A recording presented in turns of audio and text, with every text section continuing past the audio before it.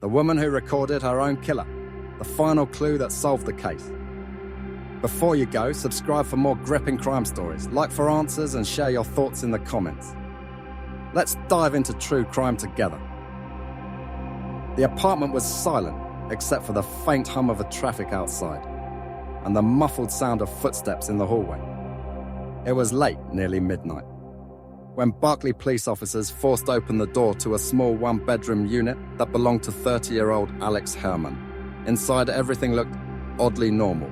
Coffee mug on the counter, clothes neatly folded on the bed, but something felt wrong. Her phone lay face down on the living room floor, screen cracked, still powered on.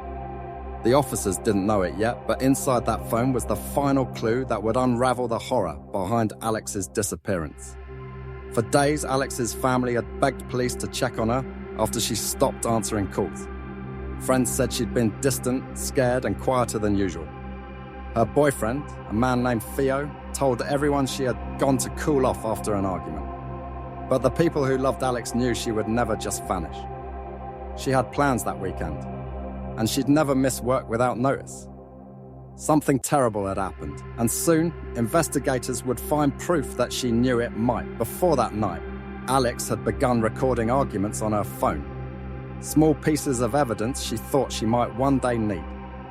She had confided in a close friend that Theo's temper had grown worse, that he'd become controlling and unpredictable.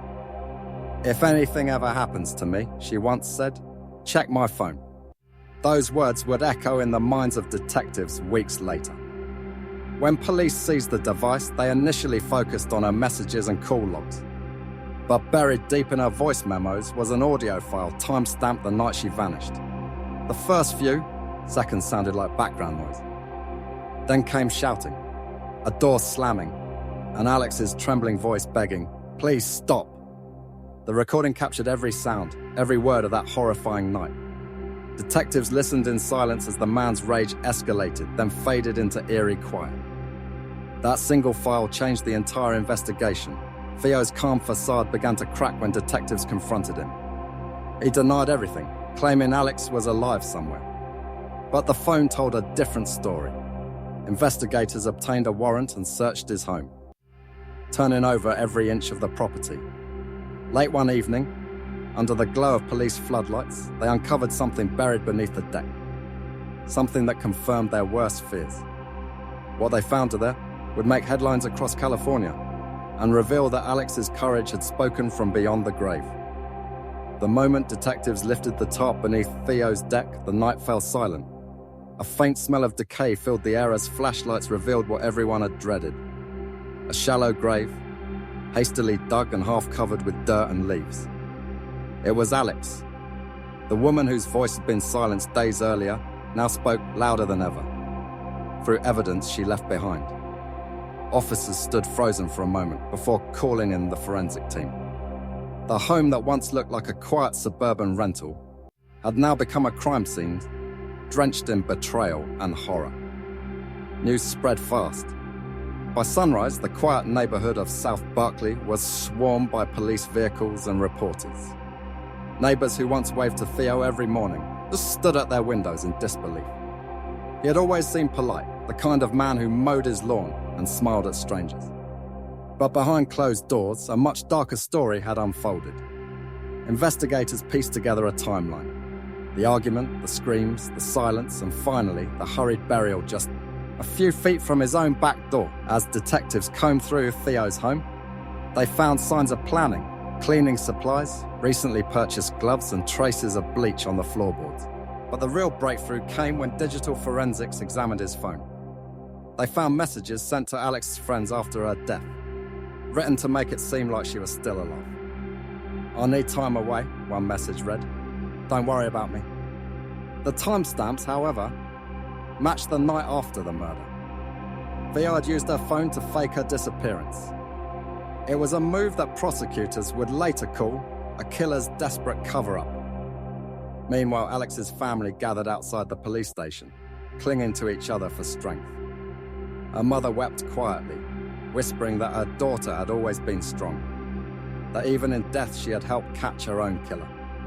Detectives echoed that sentiment in their briefings. She documented the truth, one officer said, and that truth solved this case. But the case was far from over. Theo was taken into custody, maintaining his innocence and insisting that the recording was edited. He claimed Alyx had set him up before disappearing. Yet when police presented physical evidence from the backyard, his confident demeanor shattered.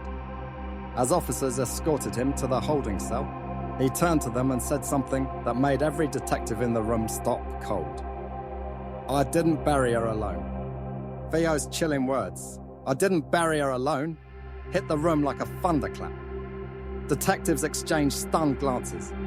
Could there be another person involved? Or was this another attempt to twist the truth and buy time? As investigators dug deeper, new questions began to surface.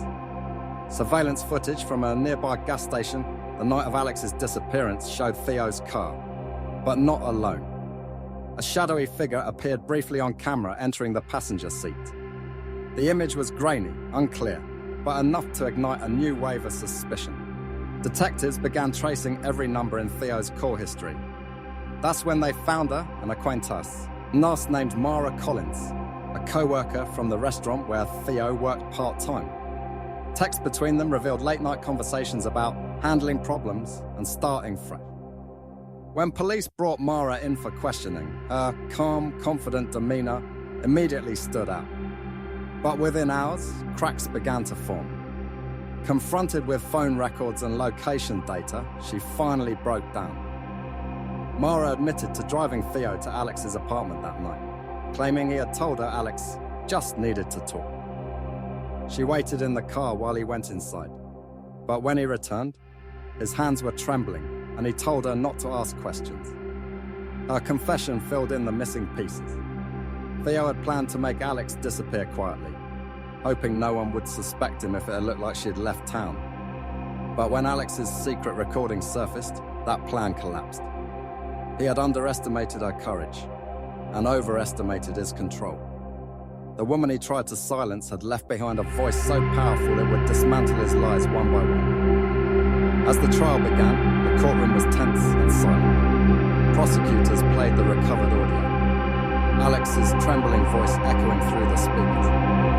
Jurors wiped tears from their eyes as her final moments filled the room. Theo sat motionless, his eyes downcast. In that moment, every attempt to deny, to manipulate, to shift blame dissolved. Alyx had already testified in her own voice. After weeks of testimony, the verdict came swiftly. Guilty on all counts.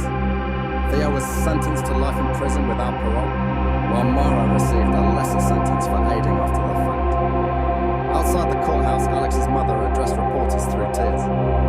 "My daughter didn't die in silence. She made sure the world would know the truth." But the story didn't end there. Months after the conviction, investigators uncovered additional recordings. Alyx speaking a bit, out. Other women Theo had dated before her, women who'd also vanished from his life suddenly. Detectives are now reopening 2 unsolved missing person cases linked to him. They thought justice had spoken his final word. But Alyx's voice still echoes in the evidence room.